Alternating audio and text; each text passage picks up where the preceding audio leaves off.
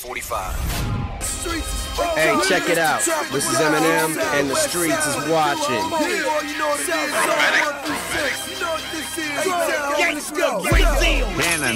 We know drama. In the homie The wait is finally over. The affiliates have taken over the wheel. Right here on The Streets is Watching on Shade 45. Personally, definitely doing it real heavy in the game. My man Kendrick Lamar was popping. What the deal, man? Oh, you in the city? Yeah. Doing the promo thing. First of all, man, congrats on all the success from Good Kid, Maad City. A lot of people have declared that one of the crowning albums in hip hop today. Also, you know, being strong in the West Coast movement as a whole. Comparing your album to Illmatic's and the Reasonable Doubts. Now you got the second album that you're working on. Do you feel like a sense of pressure transforming from album 1 to album 2? Not really. You know, I know the word pressure was thrown around on the first album before I got started. Yeah. So essentially, I just trap into the same mental that I always been in, as far as basically challenging myself and always continue to do what I do. Yeah. And not really worry about what everybody else got to say. Yeah, what the expectations. You know, I expect people to expect nothing when I'm in creative mode, man, and that's just how it's been since day one. Can you explain the difference between this new project and the last project, or there's some similarities? I think more the similarities would be just the overall connection. I felt like the first album, you know, put me in a space where if you weren't even from Compton or from the ghetto or, you know, Atlanta or anywhere across the world, you know, you still can relate, you know, to the story that I had, you know. So if anything, you know, it always have a connection with the people, you know, that you know, actually enjoy music on a day-to-day basis. Are you still, like when you did Good Kid, Maad City, you know how you had a lot of the skits and the whole sequencing of the album, you still gonna have that in there? I don't know, you know, till the actual album is done. Yeah, man, I'm just in the creative space where I really don't like staying stagnant or you know, not being able to challenge myself or taking the easy way out, you know. There's certain things that I could have been done and things like that, but I'm always in a place where I always want to, you know, up my game just a little bit more in any type of direction. Of course, Kendrick Lamar's in the building. Shout out my man DJ Drama, Don Cannon, trendsetter DJ Sense. So on top of that, you know, they've been crowning you and you feel you've been receiving all that, like they put you in that class of the Nas's and the Jay-Z's. Have you been receiving that type of energy? Oh yeah. It's definitely a lot of energy since the moment I dropped the album, and coming back around is even more energy. Yeah, because from the energy from the first album. So now it's just a little bit of, without me having to actually say or do too much, because you know. You lay your groundwork, and now it's like, okay, what's next? Yeah, you know what I'm saying. So at the end of the day, it's really about me always staying at a ground where I can't let that go all the way to the mental, because it slow your work ethic down. You feel me? And I got to keep it that way. I got a long way to go, and you know, it don't stop with 1 or 2 albums. So at that point, like, you've embraced this leadership role, like being a pioneer. You only have 1 album out. Can you kind of like dive into that responsibility for what's Kendrick's role as being at the forefront of hip hop right now? Yeah, it's definitely a huge responsibility as far as leadership. You dig what I'm saying? So whenever I'm put in a position where, you know, I can either take it for granted or do what I do and lead the pack. You know, I can either make music this way or I can make music that way. I can follow, you know, a certain sound, or I can say something, you know. And my first initial steps, you know, even with the second process, is coming out with a record like you dig what I'm saying? And initially the song, it represents all my partners that's in the penitentiary that have nothing to live for, you know, that have no self-worth and things like that. And the kids that come up to me after these shows, you know, that feel like they don't have nothing to live for on the outside. So with that being said, you know, I feel like that's leadership within itself. Yeah. Because I'm in a position where I can, you know, could easily do any type of record, you know, and you know, go for the airways and hit the radio, you know, with a club banger, things like that. But every time I come out, I want to make a statement. It's really about the body of work, and it's not really no price you could put on it as far as selling singles and records like that. Absolutely. Well, speaking of let's get into that.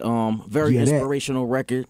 Positive record. It's in its own vein right now. Yeah. And I was reading this Vibe article. Ab-Soul said that you are taking responsibility for yourself for the record for Talk about the energy and the response since you recorded that record and put it out. Yeah, the energy around it is like one of the things where you don't expect it, and that's exactly be my MO from jump. I really never like people to assume what I'm going to do or what I'm going to say or what I'm going to talk about, and going out in the streets and meeting different people in the streets and saying that the song it represents them and who they are and where they stand, because a lot of people, I can curse on here. Do whatever you want to do. A lot of people is fucked up, man. Yeah, real fucked up. And when you do something like that and you say something so bold in a vein where people can relate to it, they respect it and they respect who you are a little bit more. I want to do it a little bit different. I want to go back to the essence of the urban culture and do some soul shit. You know what I mean? And it's crazy now because the culture is so messed up. The kids are so messed up and so confused that they don't necessarily know that, that's a soul type of feel. Even the tempo, we done took that in this day and age, 2015, and we call it pop. With the Isley Brothers sample. Right, yeah. We call it pop now. Yeah. That's us. That's the community. I know. You feel what I'm saying? So it's right for me to step out, and tell these kids, like, know your history, man, and know that, everything comes from our leaders, every genre, always took it from our craft, and me represent that, it shows out into the streets and it shows out into the system, to the correctional facilities, they hear it, and the homies in the neighborhood, and to the corporate world itself, because money don't make you happy either. Absolutely. It's funny that you talked about the record that it came from a soul background, of course. Yeah. And but the funny thing is, it's taken on a pop life. Yeah. You know what I'm saying?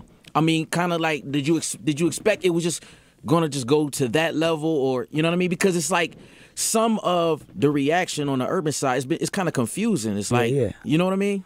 Right. I mean, that's just because of the classifications of where music has been. So if change ever gonna happen, who gonna make who gonna make the start? Exactly. It don't necessarily have to start with me. I just open the gates for any other urban cat, hip hop cat, to do some soulful music and bring it back to its original roots. Absolutely. Rather than top 40.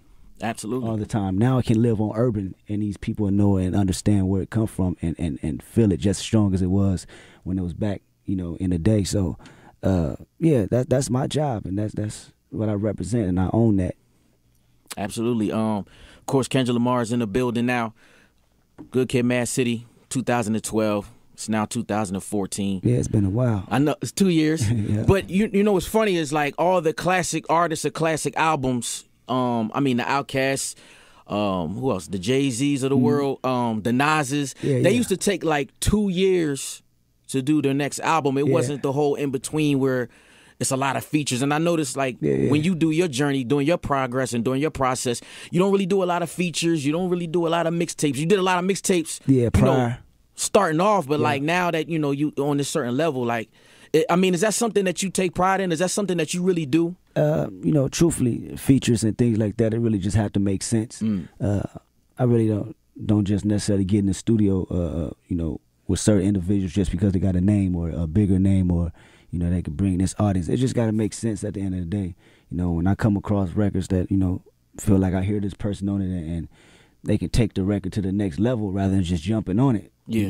Whether it's a killer verse or a hook or a bridge, then it's possible. But for this process on this album, I got a lot to say and a lot to talk about, and it's just one of them things where sometimes you got to make sense as far as room for different acts and things like that. So it's really just the same process. I've been in-house with my same 4 producers, and me writing, and formulating music around that. Okay. So, but you still working with Dre, of course, right? Yeah, of course. Absolutely. And then, you know, Pharrell, he's been noted saying how phenomenal this new project that you have is just so crazy. Can you kind of dive into that and the whole process working with Pharrell and how's that turn out? Pharrell always been, how can I say this, inspiration, you know. Like I said, the story before, prior to Good Kid, M.A.A.D City coming out, you know, he gave me a lot of inspiration, just being confident on putting a record out like that. Because there haven't been like a concept record in a while with skits, you know. It's always been there, but 2000s, you haven't seen it in the late, you know, this day and age. So I was kind of skeptical if people going to, you know, be familiar with it. Yeah. And this process as well, you know, we got in the studio, did a few sketches and a few ideas. I played a few skits and you know, pieces of the record, and he got a gist of it, man, and he's excited about it, you know, and that's just one of the dudes that you know, inspired me creatively to do what I want, you know, the same way I did on my first album. How many records have y'all done so far? We done a few. I wouldn't say full records. Okay. We done a few though, you know, that's pretty crazy in the can. I can't say what'll end up on it, you know, until the project is finalized, but we definitely work. Okay. Have you heard about this whole phenomenon in 2014 that there's no platinum albums that have been sold? Have you heard that? Except, was it Ken? It was Taylor Swift. Is that the only? Taylor Swift was the only. It's the only platinum album. Only platinum album in 2014. Wow. Just sad. They showed a row. Wow. A row of albums. There was nothing on the shelf. But when you think, and you know, it goes back to my initial conversation I've been having this past week. We gotta stand behind our artists. Yeah, you know, hip hop culture we're too trendy, you know, sometimes, and we jump on the next thing, you know, if it's, you know, not in the club no more and things like that. And I'm not necessarily speaking for myself, because I do a whole, you know, type of music and people appreciate it. But cats I do like, you know, and I do want to see them, you know, win. Everybody in the hip hop culture, whatever sound you do. You know, whether you bring the energy, whether you bring the lyrics, or whether you like to have fun, it's all part of the rap community. But our people got to be behind it, and you got to be sure about yourself for them to be behind it. With hip hop, we got to stay creative and stay that we actually appreciate it and not using it as a disposal tool to necessarily just get on for, you know, one particular time and then fall off and move to the next. Yeah. So what that does, it confuses the consumers, and it confuses the culture. Yeah. You know, so we gotta stay behind it and stick to our artists, man. And it's just like that. Absolutely, man. Kendrick Lamar's in the building. Shout out Drama Cannon. My man Keenan's in the building. Interscope. Trendsetter DJ Sense. So HBO's music supervisor tweeted out about this record. Yeah. King Kunta. Oh man. Talk about it. That was one of the pieces, a snippet piece that I played in the Pharrell session. I didn't even know he was in there. He was ducked off. So Pharrell produced his record? No, he didn't produce his record. Okay. This is just some off my album from my producers, and just a piece of a record. I wouldn't even know if it would make the album. Okay. But it's just one of the things that, you know, brings a great energy for the project, and he overheard it, and he has some things to say about it. You dig what I'm saying? But it's all love. Kendrick Lamar's in the building, man. This new chapter, is there a mission that you're on? Like, is it a Kendrick Lamar mission? First mission with Good Kid, M.A.A.D City was in this direction. Can you kind of break down the new mission that you're on this second album? I think the mission is still the same. It's still the you know, the idea of bringing people not only into my world, but, you know, them recognizing their own world as well. You know, and making it cohesive like that, where we all can relate to each other. Because I feel music is supposed to move people in a way, you know, it brings people together as far as different nationalities, or, you know, different acts of life and things like that. Like I said, when I made Good Kid, me going all the way to Germany and kids feeling like they was a part of being from Compton, you know, that's like the biggest accomplishment for me. So the journey is still continued. You know, it's just a progression of it. Okay. Of course, last week was Halloween. A lot of pictures surfaced. You were dressed as Jesus. Jesus Christ, the master. And you know, you always talk about your spirituality, your foundation.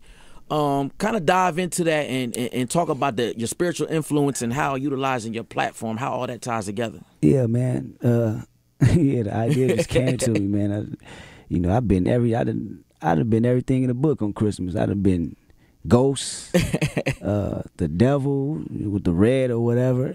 Why not be Jesus? Why not do somebody that I really idolize, rather than a person? I could have been any person in the world, but, I wanted to be Jesus, black Jesus. You dig what I'm saying? But, spirituality, I wouldn't say I'm the most religious or, follow the different aspects of it, but I'm a spiritual dude, and I believe it's a master as well, and I don't tend to hide that. I put it in my music, I put it in my everyday life. Absolutely. Nothing is a coincidence with me. Us being right here is not no coincidence. Absolutely. You being in fear is not no coincidence. You failing at certain different things in life is not a coincidence. Everything, it leads up, to a situation, and I put that in my music, and I will always put that in my music, whether it's my mixtapes, my albums, my freestyles. You're going to hear something in there. So far, what has been Kendrick's confirmation of success? What was that moment? That's a bar. Yeah, that's a bar. That's a 16. That's a sweet 16 right there. Confirmation of success. It's a few of them, man. It's a few. Feel free to drop that 16. Put it in the bars. Let me see, man. I think confirmation was really knowing that it was a bigger world than the reality I lived in. Actually being able to use my funding of from doing music, to get out of Compton and see other places around the world that's not just what I know. That was confirmation. Going across, like I said, to London or to France, and seeing these kids singing these songs word for word and living by them, my reality and taking it and doing something positive, that was confirmation for me. I usually think it was going to be the money and the cars and, the women and the lifestyle that come with it. And we all love it. You can't front on that. But at the same time, that's something you'll always continue to chase. And it come and goes, with the lifestyle. So I thought it was going to be that, but, it's a different thing. It's the fulfillment of, making people enjoy themselves and feel good about themselves with the music I make. Absolutely. Everything else, the money, all that good stuff just comes with it. Now, speaking of the confirmation of success, has there been that time that you could recall that sticks out was that challenging moment, especially as a competitive artist? Was there that moment where you was like, yo, I got to step my game up? Can you recall that? Oh man, plenty of times, man. I can go back to the first session I had with Dre. The first time I met Dre was my first session with Dre. Wow. So you in the mental state, okay, I'm a fan. And then you realize I got a job to do. Exactly. I got to hop in this booth and spit a crazy verse in order for this dude to say, okay, you live up to the hype. Because all he heard was the mixtapes and things like that. So I got to go in the studio. I'm a fan the whole time, and then be like, okay, write to this. I'm like, oh man, okay.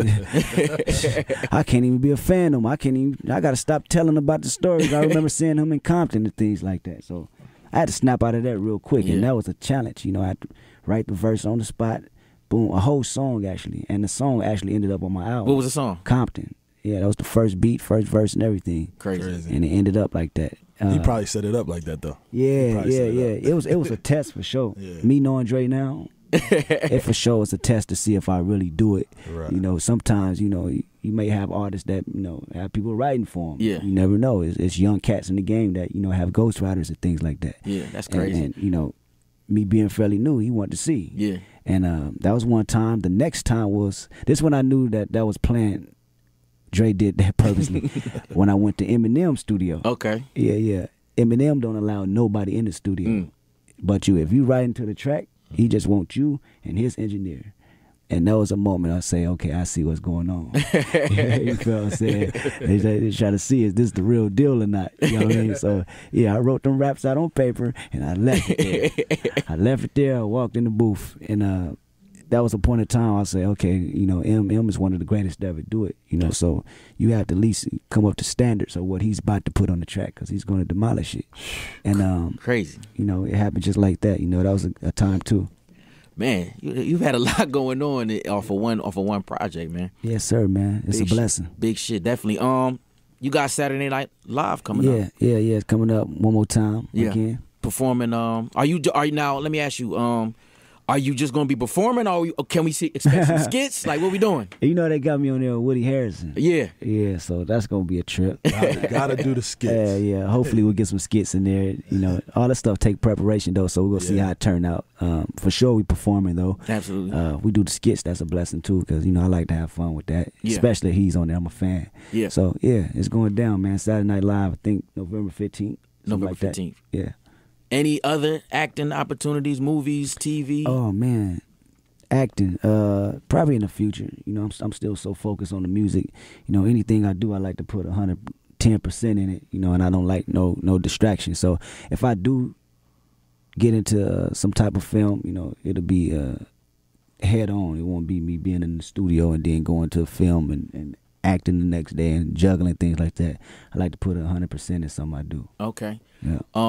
You just did the LeBron James Cavaliers TNT homecoming performance.